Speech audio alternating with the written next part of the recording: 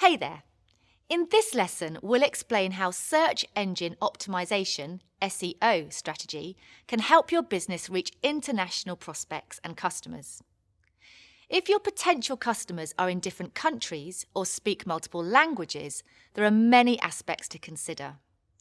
We'll go over the most important ones: language, localization, and country targeting. First things first, you'll need to speak your customer's language, literally. There are some SEO guidelines for websites that offer content in multiple languages. The first is to make sure that each page in a different language has its own unique web page. So why is that so important? Let's say you grow avocados in the UK and you want to sell your prime product to other countries.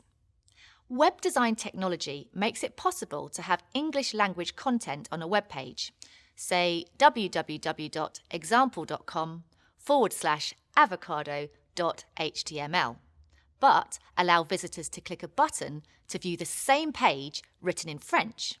Sounds good, right? The problem is that humans can click that button, but search engines can't. A better approach is to separate each translated version onto its own web page. In this example, it would be much better to place the French version in its own page with a separate URL: www.example.com/avocat.html. The second thing to keep in mind: mixing languages on the same page. This is a big no-no. For example, when half your content is in French and the other half is in English, search engines can't decide what language your content is in. It's better to use different pages for different languages. Next, avoid using automated services to translate your content. Have a piece of content about organic produce that needs to be in French? Get a real-life person to translate it for you. Why is this necessary? Well, search engines don't value content generated from automated translation tools. Even worse, the page might be considered spam. Translation services may cost a little bit more upfront, but you're likely to have a higher quality content that can drive better results for your business. If you've taken the time to translate content, some search engines allow you to add language annotations to your web pages.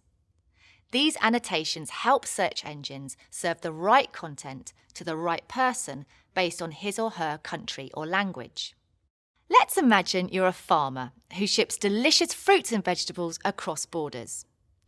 You have created some great content for your UK clientele, but you have also had the same content carefully translated into German for your market in Germany. One such page is all about avocados.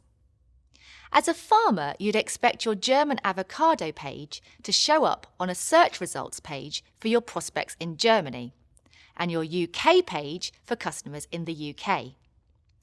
To help search engines discover this alternate content, in this case, you'd be able to add an annotation to each English and German page. These tags will mark your pages, so search engines can serve up the right version of your content to viewers in their respective countries. When you explore annotations a bit further, you'll see that they can be a great tool for more advanced multilingual and multinational setups. This covers some of the structural considerations for adding different languages to your website. But even if you don't add multiple languages, there are other considerations for customers in different countries and markets. Start by thinking about what information would be useful to them. Do you need to provide product prices in different currencies?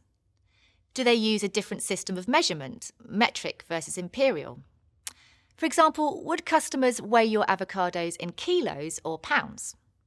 Did you include local addresses and phone numbers so that they can contact you?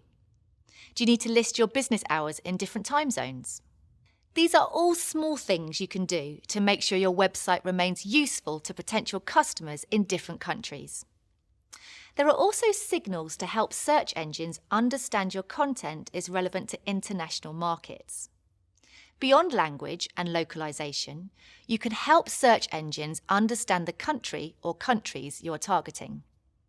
For instance, if your website has a country code top-level domain name, CCTLD for short, it's a strong indication that your site targets a specific country.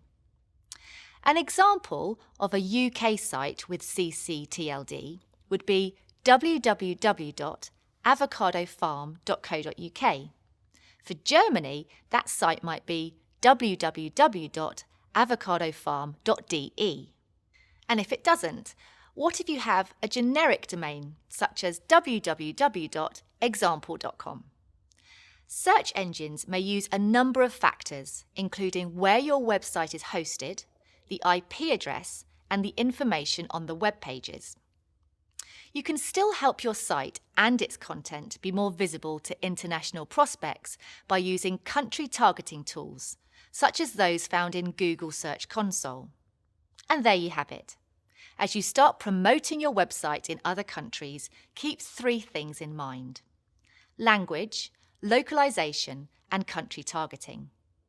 If you do, you can adjust your website and SEO strategy to make your website an international success. Want to learn more? Be sure to check out our lesson about international marketing and export.